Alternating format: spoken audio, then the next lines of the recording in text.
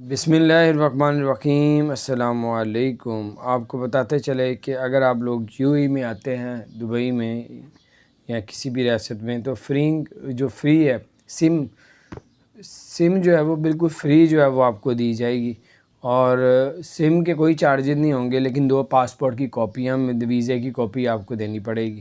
Free سم ملے گی، اور بہت سے لوگ جاننا چاہتے تھے، لیکن جو اس پہ کارڈ ہوتا ہے وہ 55 درہم کا بھی ہے، 85 درہم کا بھی ہے، 30 درہم کا بھی ہے، لیکن یہ آپ کو چارج کرنا پڑے گا۔